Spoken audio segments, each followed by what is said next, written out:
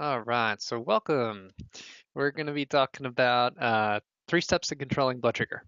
Um, so, in the email, you sort of saw that this topic comes very personal to me. My father fights with diabetes every day to the point um, where he actually can't do the things that he's always wanted to do. So, um, it's been my mission through my career to go ahead and actually try to reach as many people with this topic as possible, and eventually, hopefully, reach him as well. Uh, so, what we're going to go over today are just three simple steps that you can go ahead and start doing on a daily basis that within 21 days can change your whole entire physiology and change everything from your quality of life perspective. So, controlling blood sugar is so important um, because of common problems that we have throughout life. Becoming insulin resistant, which can lead to weight gain, which can eventually lead to metabolic syndrome. Which metabolic syndrome, if you can imagine, just a tornado or a cycle of everything, all the bad chronic diseases stemming from blood sugar.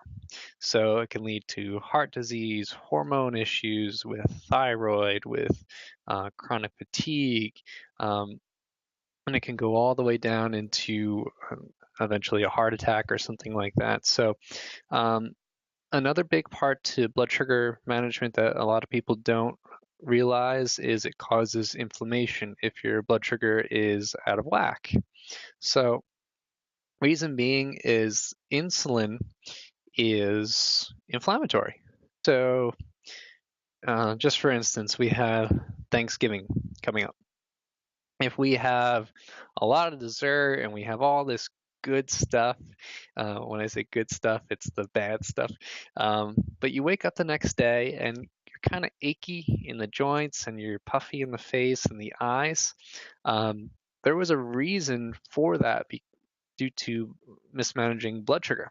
So if you have a high sugar meal, basically you're stimulating insulin, which is inflammatory in the body. So the correlation is there. It's just not always apparent when it comes into there. Hey Matt, how you doing? Um, the next thing is hormone imbalance. So when you're trying to regulate blood sugar, you're trying to regulate cortisol, which is a stress hormone. Uh, so if that's not managed properly, basically, if you have high stress, your blood sugar management goes with that as well. So you can be totally hormonally imbalanced if you don't control your blood sugar. And the last thing that a lot of people forget about with blood sugar is chronic fatigue. And I think this part of the whole series is the most important because this is where you're always tired, you're falling asleep, and that affects family life, that affects everything you have going on with grandkids, kids, um, because you're not able to enjoy those times because you're always so tired. So I always say, take care of this stuff now because when you want to retire, when you want to relax, you want to be able to enjoy things that go on throughout the future. So, just like we talked about in the intro, is my father is having tremendous trouble with this because he's not able to enjoy anything. He can't even go for a walk on the boardwalk that he loves so much. So, and it all stemmed from blood sugar management. So, what we're going to go over today is basically how to avoid this poor feeling and how to get on track with becoming fueled better with steady energy throughout the day. So, first, and you're going to hear it probably in the majority of my webinars, is eat breakfast. Now, a lot of people say, hey, I don't like to eat in the morning, or I can't eat in the morning, I'm too busy. It simply doesn't matter. Your body goes on a timer, and the timer is a hormone timer. So if we don't eat within 30 minutes from waking, cortisol is going to stay high, and cortisol is the stress hormone, and it causes our body to become inflamed. It causes our body to break down. So what we can do within 30 minutes is we can stop that process. So if you ever heard break the fast, that's the idea there. Um, the second thing it does, it helps boost metabolism. So within 30 minutes, if we just have something from one of these columns, or even better, from all of the columns, what you're able to do is boost your metabolism for the whole entire day. So without even having to lift a weight, without having to exercise on a regular basis, all you have to do within the next 7 days is just have literally a glass of milk, or just have an egg, or just have a yogurt. If you get into that habit, 7 days go by. Why can't you do 14? If you can do 14, why not 21? So very, very important that you do get that 30 meal within 30 minutes. Second thing, keep it simple. Snack. This correlates exactly with breakfast. So when we're looking at blood sugar here, we're going to go ahead, and if we get that meal in at 7 a.m., and that's within 30 minutes from waking, we get a blood sugar spike.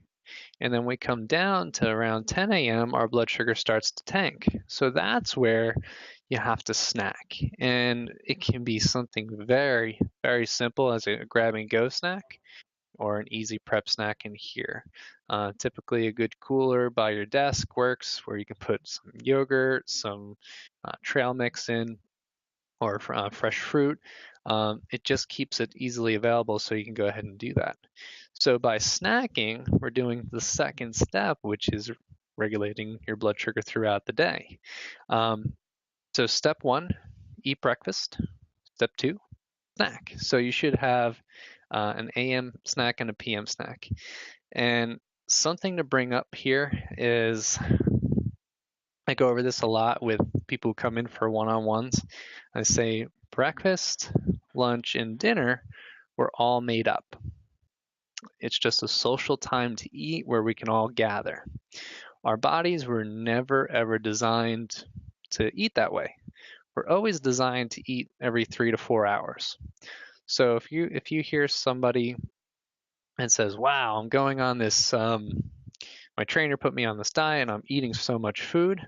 Well, that's the idea through there, is we need more fuel through the day to burn more energy. So cutting your calories, not the best way to do it, but if we eat breakfast, number one, snack, number two, you're going to find a lot of success with just those two things.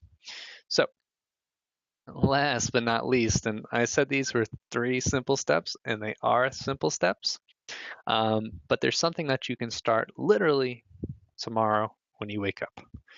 So exercise, and you do not have to overthink this one bit. You're going to snowball it. So you're going to start small, and then you're going to end big. So first thing you really have to do is dedicate time. And it just has to be a 15 to 30 minute window where you're going to go ahead and consciously say, this is the time I'm taking to better myself, to control my blood sugar, if you really want to think it that way. So if you go ahead and say, all right, I'm going to start with a 15-minute walk every day this week, you're right on track. If that's too much, you can kick it down a notch. But I really want you to try for 1 week, and 1 week only, is to try that 15-minute period where you're able to dedicate to exercise, because we're going to take that 15 minutes that you did walking, biking, hiking, doing what you want to do, and we're going to try and translate that to resistance training. And the benefit from resistance training for blood sugar management is tremendous. If you ask me, it's the fountain of youth. It's very, very simple to do. 2 days a week per minimum. You can use bands, body weight, weights. I put out things on YouTube all the time for workouts, so you can check those out too. But really the most important part here is when we stimulate a muscle with resistance training, when we lift weights, all of that blood sugar that's in our system that's floating around gets driven into the muscle cells itself. So when you do that, you get two things. Your metabolism gets boosted and your blood sugar becomes managed because you don't have so much glucose floating around in your system. And you're not going to get that with just walking or biking at a slow pace. Resistance training by far is the most effective way to do that. So that's why I always promote that in my one-on-ones and when we go ahead and actually develop a plan for what you're going to do in the future. And it just has to be 2 days per week. My current schedule is literally 4 days a week, 30 minutes in the morning. And that's not that bad. It's something I can dedicate and be comfortable with. So the last thing is relaxation. And not a lot of people say relaxation is an exercise, but I totally disagree with that because when you exercise, you regulate hormones. And what relaxation does to hormones is almost the same exact thing that happens when you exercise. It actually counters it. So when we exercise, cortisol rises. When we relax, cortisol comes down. And when that happens, something really, really important happens. Blood sugar gets maintained. So if you have a high stress job or you're always stressed and thinking about something and you don't have some time to take to yourself, what you're doing there is you're keeping cortisol very, very high in your bloodstream, which it's going to go ahead and actually mess around with insulin and glucose. So you're going to get blood sugar spikes, blood sugar dips at a higher rate throughout the day. So very, very important that you go ahead and take time throughout the week to go ahead and relax. We do yoga sessions here at Intuit, but also you can just do simple meditation.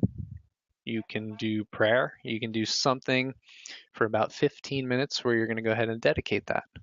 And the easiest thing to do by far is a breathing technique I like to call 3-6-3. So you breathe in, fill your belly up, exhale for 6 seconds, breathe in for 3, and then keep repeating that for about 10 times. And what that does naturally is it brings cortisol down. And when you bring cortisol down, you regulate blood sugar. So they go hand in hand. So let's go ahead and review what we talked about. And remember, it's 3 simple steps that you can start tomorrow, which is fantastic because you can change your life starting tomorrow, which is even more exciting. So step 1, eat breakfast within 30 minutes from waking. And you can fight with me all you want, but you have to do it. Step 2, snack. You have to snack every 3 to 4 hours. Don't overthink it. Just have something in your system. Protein's always a winner because it burns at a higher rate, so it raises your metabolic rate even more. And step 3, exercise. And it's not just saying, oh, well, I did a lot of walking today because I did X, Y, and Z. It's going ahead and saying, I dedicated 15 minutes to exercise today because that's in my regimen. So it's starting to carve out that time in the day where you're going to go ahead and start to dedicate exercise and keep that as a consistent basis. And it could be something you enjoy too with a friend, or coming over here in the fitness center. So that's where I'm going to leave you guys off today. If you have any questions at all, jabber me, email me, do whatever you need to do to get in contact with me. If you want to do a one-on-one where you're wondering, how can I get this off the ground even faster, please make an appointment because it's all covered from your fitness center membership, or if you're a full-time Intuit employee. So highly recommend taking advantage of that because the holiday season is among us and we can always use a little hand in getting through that. So email me, jabber me if you have any questions. Otherwise, I will see you guys around the office, and have a good Thanksgiving if I don't see you. Thank you.